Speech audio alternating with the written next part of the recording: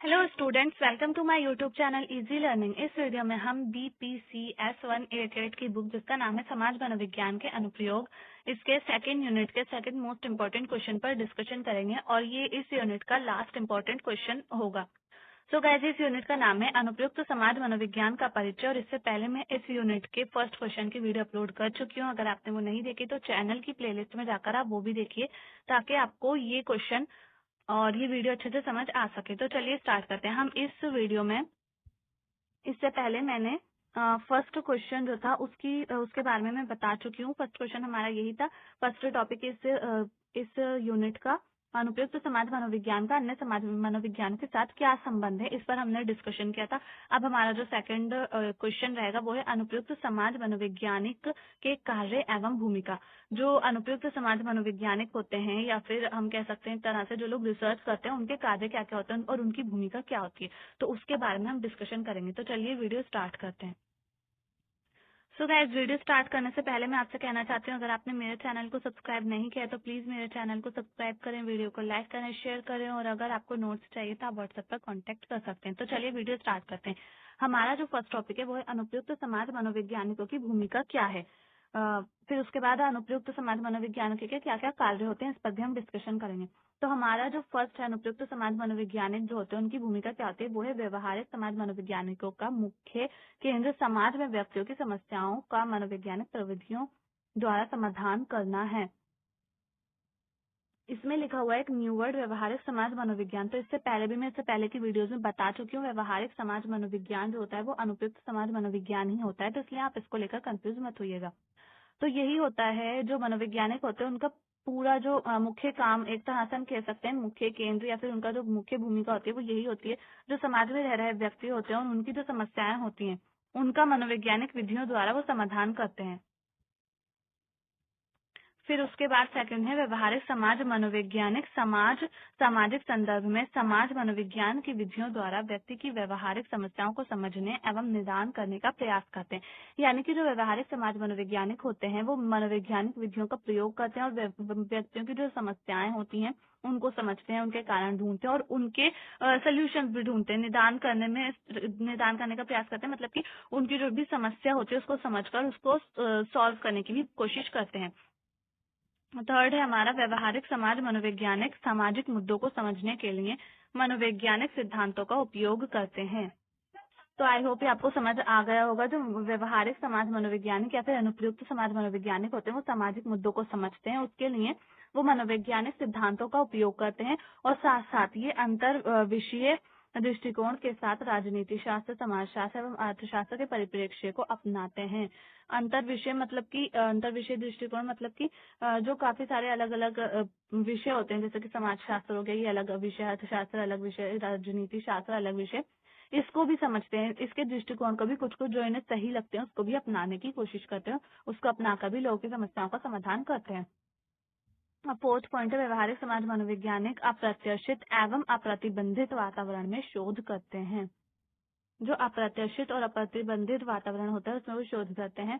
तो ये इनकी एक तरह से भूमिका हम कह भी सकते हैं या फिर इनके काम करने का तरीका बता रखा है, प्रोसेस।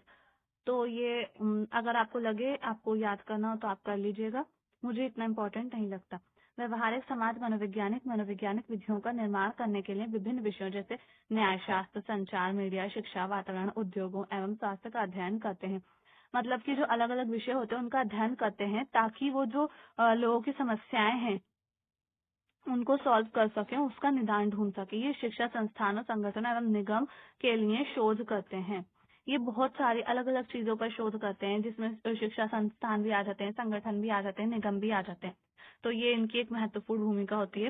व्यवहारिक समाज मनोवैज्ञानिक समाज में किसी विशिष्ट प्रयोगात्मक कार्यक्रम की सफलता की जानकारी से संबंधित सामाजिक समिति को देते हैं।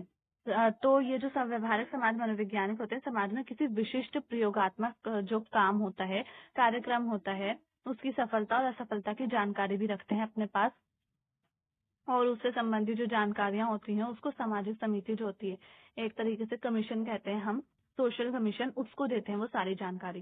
कुछ व्यवहारिक समाज मनोवैज्ञानिक सामाजिक, निजी एवं सरकारी संगठनों के लिए अच्छे संबंधों को बताने के लिए अच्छी नीतियां बनाने में बड़ा योगदान देते हैं। समाज परिवर्तन में इनकी बहुत बड़ी भूमिका होती है। तो जो समाज के लिए ज़रूरी होती हैं अच्छे संबंध बनाने के लिए या फिर सरकारी कामकाज में सामाजिक निजी या फिर सरकारी संगठनों के लिए जो अच्छी नीतियां होती हैं उनको बनाते हैं और उनको बनाने के लिए भी योगदान देते हैं। इस तरह से समाज में परिवर्तन लाने की कोशिश करते रहते हैं। समस्या समाधान का दृष्टिकोण रखते हुए व्यवहारिक समाज मनोवैज्ञानिक मौजूदा सिद्धांतों में परिवर्तन का प्रयास करते हैं। यानी कि जो समस्या समाधान का दृष्टिकोण है वो बना रहे, समस्याओं का समाधान होता रहे, अलग अलग तरीके से हो चाहे जैसे भी हो, लेकिन समस्या का समाधान होना चाहिए। और उसके लिए जो मौजूदा सिद्धांत होते हैं उनको भी परिवर्तित करते रहते हैं, चेंज करते रहते हैं समय समय पर। व्यवहारिक समाज मनोवैज्ञानिकों की कुछ उपरोक्त भूमिकाएं निर्दिष्ट भूमिका के आधार पर इनके कुछ अन्य कार्यों पर अगले भाग में प्रकाश डाला गया है। मतलब कि अगला जो टॉपिक है हमारा वो यही है कि उनके कार्य क्या क्या होते हैं। तो ये सारे हमारे पॉइंट्स जिसमें हमें पता लगा कि उनकी क्या क्या भूमिका होती है। अब इसके बाद चेक योर प्रोग्रेस है और इसके बाद इनके कार्य हैं या फिर प्रकार्य कह सकते हैं हम। तो क्या क्या कार्य हैं? व्यवहारिक समाज मनोवैज्ञानिकों द्वारा निम्नलिखित कार्य किए जाते हैं। फर्स्ट तो है इनका मूल्यांकन एवं योजना बनाना।